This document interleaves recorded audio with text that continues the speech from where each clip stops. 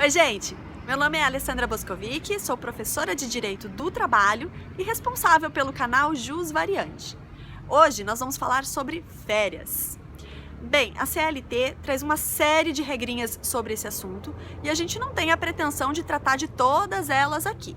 Então nós selecionamos as mais importantes. Primeiro ponto que merece destaque é a distinção entre período aquisitivo e período concessivo. A ideia é bastante simples. A cada período de 12 meses de vigência do contrato de trabalho, o empregado completa um período aquisitivo e, portanto, adquire um direito de férias. A questão é que estas férias não precisarão ser imediatamente concedidas pelo empregador. Ao contrário, quando o período aquisitivo termina, começa um outro período de mais 12 meses, que nós chamamos de período concessivo. Então, é dentro deste período concessivo em que o empregador deverá fazer a concessão do direito às férias. Agora, observem que a escolha do momento em que as férias serão concedidas pertence ao empregador, desde que, é claro, seja respeitado o período concessivo. Mas quem define se as férias serão em janeiro, abril ou outubro é o empregador. Isso não vale apenas para os empregados menores de 18 anos e estudantes. Atenção! Não basta ser menor de 18 anos, não basta ser estudante. A gente precisa desses dois elementos combinados. Bem, menores de 18 anos, estudantes, terão o direito de fazer as suas férias coincidirem com o período de férias escolares. Ainda nesse assunto da concessão das férias, é importante destacar os casos em que nós tivermos 2 ou mais membros de uma mesma família trabalhando para um mesmo empregador. Nestes casos, se estes trabalhadores quiserem, mas vejam, apenas se eles quiserem, e se isso for possível sob o ponto de vista do empregador, então estes membros da mesma família poderão usufruir das suas férias no mesmo momento, se eles quiserem e se isso for possível. Imaginem vocês uma empresa pequena que tem apenas 2 trabalhadores. A menos que a gente esteja falando de férias coletivas, que é assunto de outro vídeo, só para constar, seria muito difícil que o empregador concedesse as férias para estes 2 empregados no mesmo momento. Então aí tornaria-se inviável essa acumulação dos períodos entre os membros da mesma família. Outro ponto que eu gostaria de discutir com vocês é com relação à duração das férias.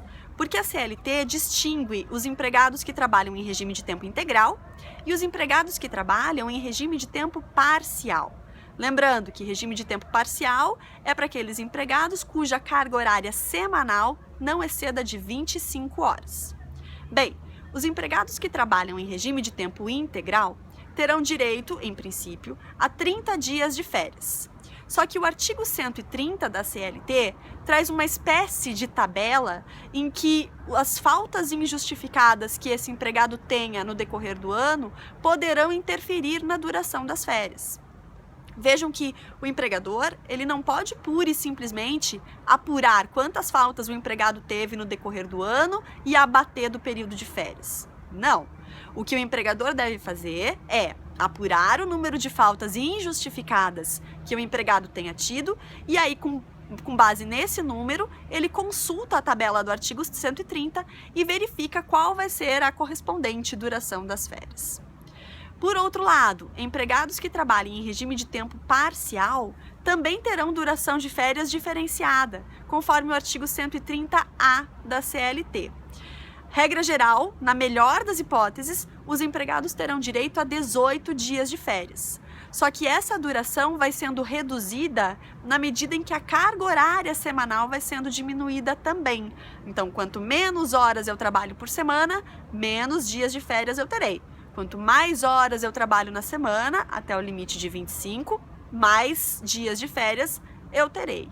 E o número de faltas injustificadas interfere aqui na ideia do tudo ou nada. Então, um dos parágrafos do artigo 130-A estabelece que, se o empregado tiver até 7 faltas injustificadas, ele não vai ter nenhum impacto disso no seu período de férias. Mas, se o empregado tiver mais de 7 faltas injustificadas, então o período de férias vai ser reduzido pela metade. Lembrando que a gente está falando aqui dos empregados em regime de tempo parcial. Bem, pessoal, eu acho que era isso. Certamente tem mais assuntos que a gente poderia discutir, mas por hora eu acho que tá de bom tamanho. Então, bons estudos para vocês e até a próxima!